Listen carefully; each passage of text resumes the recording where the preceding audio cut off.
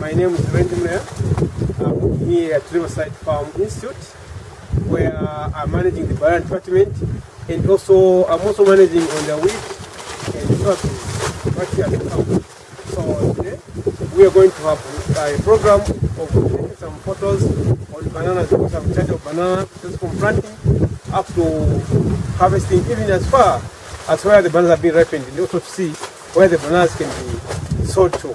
So I have done this work for a good number of years. So at this time I'm skilled. I know much about bananas. I can teach them bananas, how to grow them, how to test the soils, how to fertilize them, and also put the right chemicals to avoid actually the other problems that can be seen on the bananas. You know, like at this time, there is this one threatening disease which is called banana bite virus. It's so deadly to the banana plantation. So there is a chemical which we use, a chemical known as imidacloprid or ascari, the one you can use or put so that all the aphids and other heterogeneous aphids can be killed. So this morning, I think we're going to tour with Khan so that you can see how bananas can be planted, and also how we can get even some of the suckers to plant in the other fields. So this is banana plant, a shoot, which you can replant afterwards. And this plantation, or these bananas, they are called the Grand Nine, the one which are the king on the market now. They are very sweet, very tasty, and the flavor is very nice. So if you want to plant the bananas, you can take this one, you dig it out, then you plant. So you cannot take this one and replant, because this one is holding on the mother plant. So this one need to grow so that it can also bear another big fruit from the mother. So this one goes from the dead mother, so you can scoop out this one, and then the plant is somewhere so that we can make another plantation. So when we are planting bananas, what we have to do, maybe let me just start from the source. We have to we rip the press with the ripper. After ripping the press with the ripper, then we bring in a disc. After bringing a disc, then we start measuring the pegs on the other side. So which means the space between the banana plants should be 1.5. Then between rows it has to be 3 meters. Then from there, after we pick on the other side, we have to dig the holes, which are 50 centimeters deep. After doing that, then you have to bring in the fertilizers.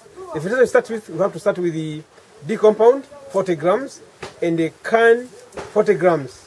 We put on the top of the dark soil, and we also bring chicken manure and cow dung before planting. Put there. After that, when you bring out the suckers, put them there, start covering them down. That way, the suckers grow vigorously, because there is the double manure there. There is the can and D compound, and also chicken and cow dung, which will make it to grow faster than anything. And by doing that, your bananas will grow vigorously and very good. And it will also be part of mulching, because once you put those cow dung in the chicken manure, then they also improve the soil. When you have planted your banana, which means as you plant there, is to put in can and D compound, which is that can is 40 grams and D compound is 40 grams, and also chicken manure, have a shovel, then cow dung, 1 full shovel. Then after 3 months, you have now to put another fertilizers, which is the can and the mop. Can is there to make the plant to be greeny for nitrogen, and also mop is there to sweeten up what the plant or the banana is going to become there, and also to make what good root formation there, and also to initiate flowering. Not only that, as you care your bananas, after 5 months, then you must try by all means to trim all the unwanted leaves, meaning all the leaves that are yellow, you have to trim them down, because if they remain there, they will bring some aphids, they will attract in some aphids, which will not be good for the plant. You have to trim all the green unwanted leaves. So, per station, there are supposed to be only 3 plants, namely mother, granddaughter, and mother, daughter, and granddaughter. There should be only 3. Once there are 3 per station, which means they will give you a vigorous plant or vigorous fruit, because there is no competition on some nutrients. But if there are more than 3 per station, then they will get competition on some nutrients. That's why other people, when they grow bananas are very small, because bananas which are there, they compete for nutrients. So it's better if you can leave only 3 bananas per section, namely mother, daughter, and granddaughter.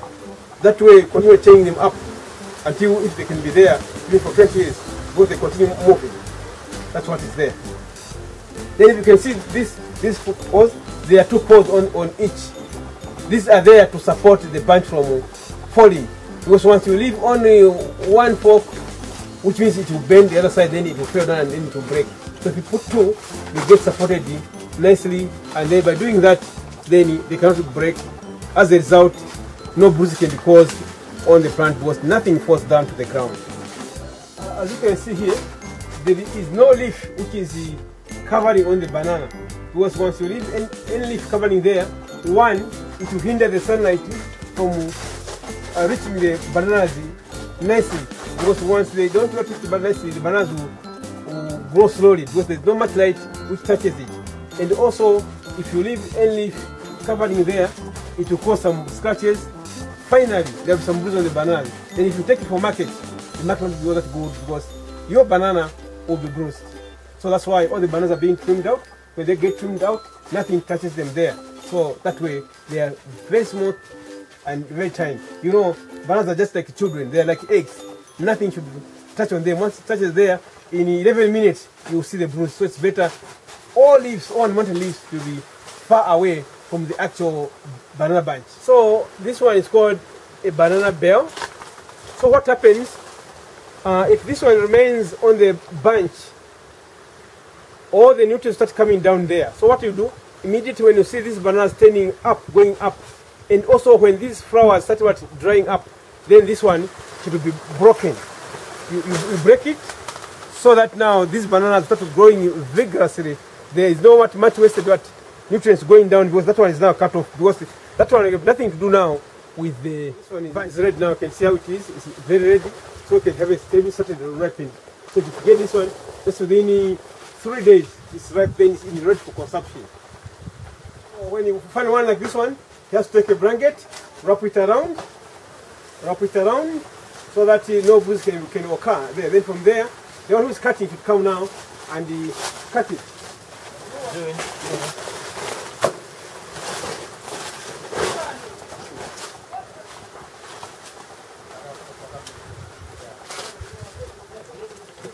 I see you found one. You found one.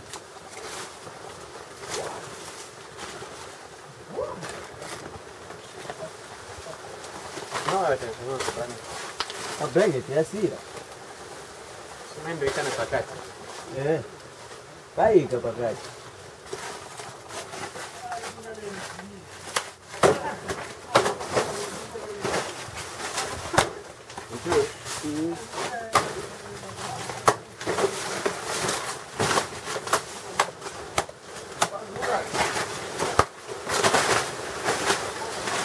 See that one?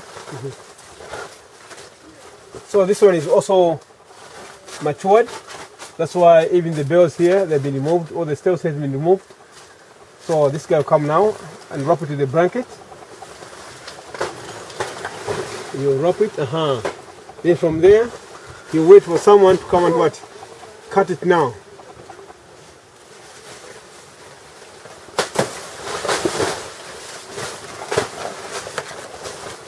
Then now he has to release it.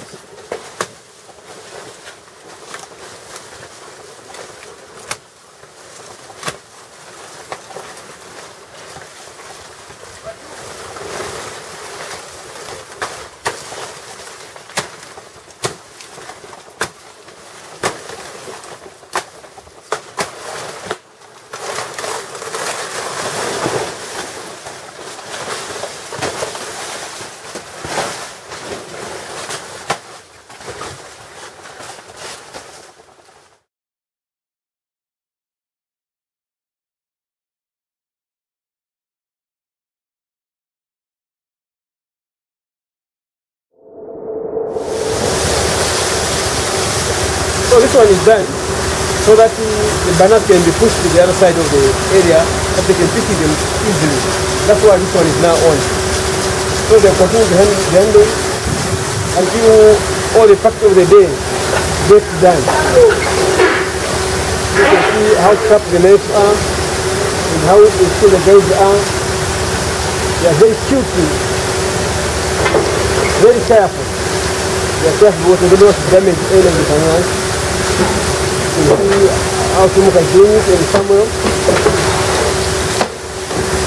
They are doing it so carefully. So when we also go that side, those guys there have to get the trade. That's what they do the trade. When all the small ones have to come, only the big ones, which goes in that big hook. But all the small ones have to come on this small one. So the one taken there, that's grade A. The one taken there is grade A. Then this one comes grade B and grade C. The one with the low quality. They call the best quality have to be grown in this area. That's one of the starter.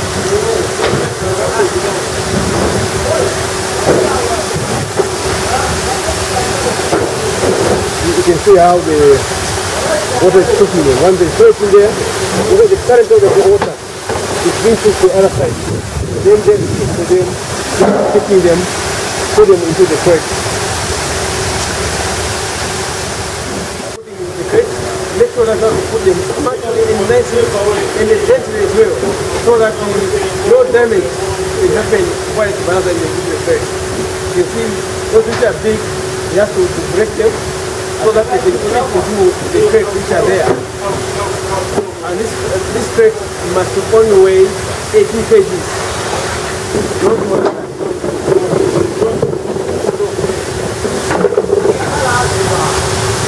You can see he's also very careful how to weight. One of the entities trusted, you can do the weight very gently and very nice. You can see how to do it. So first the big one at the bottom, then the small one will come on top. You know this weight very well. And it's like weight to do it. And you also have to do it. And so 18 kg. Then when it's filled to 18 kg, then she has to push it down that side. Like you said, that one is there. So you see, when it's full, you see how to push it. You see how it's sending weight down there.